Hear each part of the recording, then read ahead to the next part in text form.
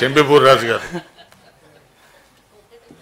ధన్యవాదాలు అధ్యక్ష. ముఖ్యమంత్రి గారికి వారి సహచర మంత్రి వాళ్ళందరికీ కూడా శుభాకాంక్షలు తెలియజేస్తాను అధ్యక్ష. ముఖ్యమంత్రి గారు చాలాసేపు మాట్లాడుతూ మా నాయకుడి పైన, ముఖ్యంగా మా ప్రభుత్వం పైన రైతులకు ఏమీ చేయలేదు వీళ్ళు అని మా మీద మాట్లాడారు అధ్యక్ష. నేను వారికి విజ్ఞప్తి చేస్తా ఉన్నా, చేయండి చెప్పారు. ఏదైతే వాళ్ళు వడ్లకు వీళ్ళు డబ్బులు ఇవ్వలేదు, వరి ధాన్యానికి గిట్టుబడి రేటు ఇవ్వలేదని అన్నారు. ముఖ్యమంత్రి గారికి నేను కనీసం మేము చేసి కొన్ని చెప్తే కూడా సంతోషించేవాళ్ళం అధ్యక్ష ప్లీజ్. ఎందుకంటే మేము చేయని అనే విషయాలు చెప్పారు. చెప్తాను అధ్యక్ష. రైతుల కోసం మేము చేసింది కూడా చెప్పాలి కదా సార్.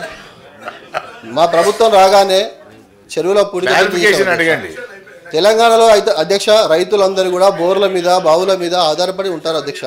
వారి కోసం మేము కరెంటు ఇచ్చాము అధ్యక్ష. చెరువుల పూడిక తీసాము అధ్యక్ష. అన్న మీరంతా సీనియర్లు అన్న, మాలాంటి అవకాశం ఇవ్వాలి, మేము కూడా మీ స్థాయికి రావాలి కదా. అదేవిధంగా అధ్యక్ష, ఓకే అధ్యక్ష, వారు మహిళలకు ఉచితంగా బస్సులో సౌకర్యం కల్పిస్తూ ఉన్నారు అధ్యక్ష. అదే రకంగా వికలాంగులకు ఏమైనా కల్పించే ఆలోచన ఉందా? అయితే కల్పిస్తున్నారా? ఒకటి.